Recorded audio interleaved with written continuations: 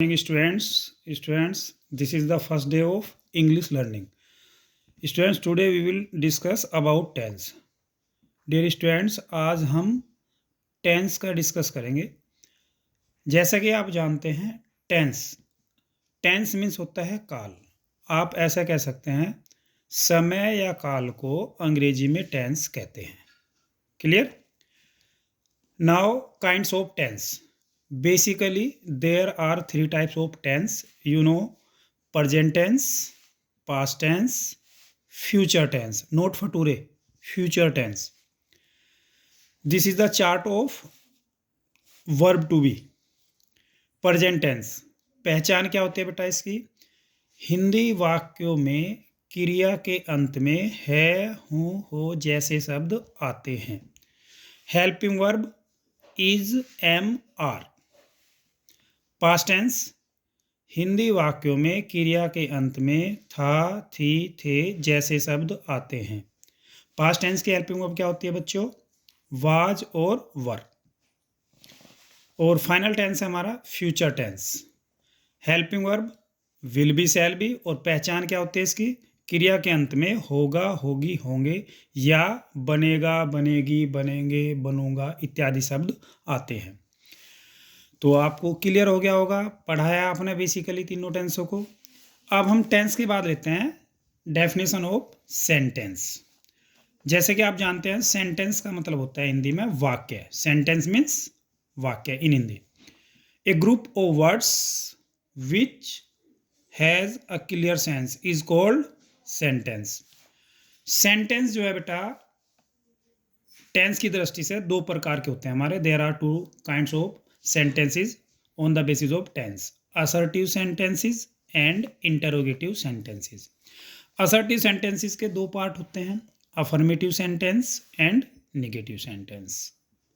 In the same way, there are two kinds of interrogative sentences, simple interrogative sentences and double interrogative sentences. अब विस्तार से पढ़ेंगे हम sentences के बारे में. तो फर्स्ट सेंटेंस होता है आपका अफर्मेटिव सेंटेंस. हिंदी में बोलते हैं स्वीकारात्मक वाक्य. ऐसे वाक्य जिन वाक्यों में किसी बात को हम स्वीकार करते हैं, किसी कथन को हम स्वीकार करते हैं, हाँ करते हैं. जैसे एग्जाम्पल हिंदी में लिखा है मैंने यहाँ, वह एक डॉक्टर है, वह मेरी बहन थी. अभी हम टेंस की बात नहीं करें, सेंटेंस की बात करें. कभी है और थी में कन्फ्यूजन हो. रूल क्या होता है ट्रांसलेशन का? Subject plus helping verb plus object. जैसे ऊपर हमने सेंटेंस लिखा था, वह एक डॉक्टर है. तो डॉक्टर है कौन? वह. तो ये हमारा वह सब्जेक्ट हुआ, ही. उसके बाद हेल्पिंग वर्ब इज और ऑब्जेक्ट हमारा डॉक्टर. तो आर्टिकल लगा देंगे ए. आर्टिकल के बारे में हम आगे पढ़ेंगे वीडियो में. He is a doctor. वह मेरी बहन थी. सी वॉज माई सिस्टर. सब्जेक्ट यहाँ हमारा सी, वह लड़की के लिए सी, और वॉज हेल्पिंग वर्ब हुई पास्ट टेंस के अकॉर्डिंग, माई सिस्टर ऑब्जेक्ट हुआ. Next, negative sentences.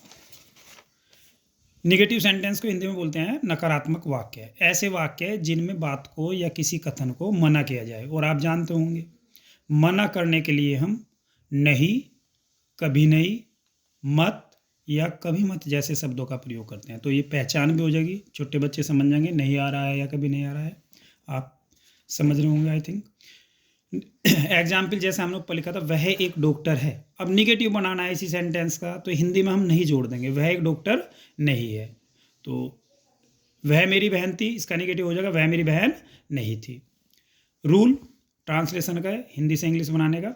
Subject, helping verb, और हेल्पिंग वर्ब के बाद बस आप नोट मेंशन कर देंगे. उसके बाद object, other words, full stop. He is not a doctor, बस यहाँ हमने नोट मेंशन कर दिया. वह मेरी बहन नहीं थी, she was not my sister, इसमें हमने नोट मेंशन किया है. तीसरे सेंटेंस में बढ़ते आगे हम, सिंपल इंटरोगेटिव सेंटेंसेस.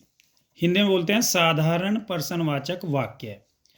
इन वाक्यों के आरंभ में यानी कि शुरू में क्या शब्द आता है? आपको यहाँ ध्यान देना है. क्या वह एक डॉक्टर है? क्वेश्चन पूछा है तो हाँ या नहीं में हम आंसर दे सकते हैं इसका. क्या वह मेरी बहन नहीं थी? हाँ या नहीं में आंसर दे सकते हैं। तो इन दोनों सेंटेंस के स्टार्टिंग में क्या लिया हमने? क्या। तो यही हमारी पहचान है सिंपल इंट्रोगेटिव की, शुरू में आना है क्या।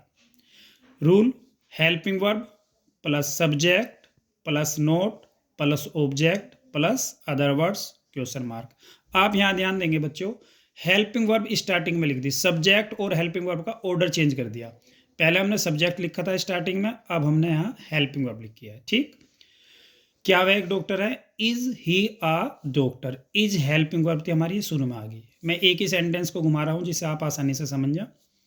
क्या वह मेरी बहन नहीं थी? तो हेल्पिंग वर्ब वाज पहले आ गई हमारी, was she not my sister. Clear. Final sentence हमारा डबल इंटेरोगेटिव सेंटेंस, दोहरा पर्सनवाचक वाक्य। ये मत सोचना कि 2% पूछे जाएंगे, दोहरा कह रहे हैं, जैसे सचिन तेंदुलकर ने या विराट कोहली ने दोहरा शतक मार दिया, वो नहीं है, 2% नहीं पूछेंगे। इन वाक्यों के बीच में पर्सनवाचक शब्द जैसे क्या, क्यों, कब, कहाँ, आप जानते होंगे, ये आते हैं हमारे। रूल क्या हो जाएगा? Question word plus helping verb plus subject plus, यदि नोट आ रहा है, नहीं आ रहा है तो नोट लिखेंगे, ब्रैकेट में इसी वजह से लिखा है, प्लस ऑब्जेक्ट क्वेश्चन मार्क। आप ध्यान देंगे जैसे अफर्मेटिव और नेगेटिव में केवल नोट का अंतर था, सिंपल इंट्रोगेटिव और डबल इंट्रोगेटिव में अंतर है क्वेश्चन वर्ड का। सिंपल इंट्रोगेटिव की स्टार्टिंग हम हेल्पिंग वर्ब से कर रहे थे, डबल इंट्रोगेटिव की स्टार्टिंग हम क्वेश्चन वर्ड से कर देंगे, उसके बाद सेम सिंपल इंट्रोगेटिव का रूल फॉलो करेंगे। क्लियर। वह एक डॉक्टर क्यों है? तो शुरू में हम पर्सन लिख देंगे क्यों, तो इंग्लिश में लिखेंगे why. Is he a doctor, बिल्कुल सिंपल इंट्रोगेटिव सेंटेंस को ऐसे ही पेस्ट कर दिया एक तरह से। वह मेरी बहन कैसे नहीं थी? तो शुरू में हम कैसे लिख देंगे, how she was not my sister question mark. तो मुझे उम्मीद है आपको ये टेंस और सेंटेंस का जो बेसिक है समझ में आया होगा। Thanks for watching.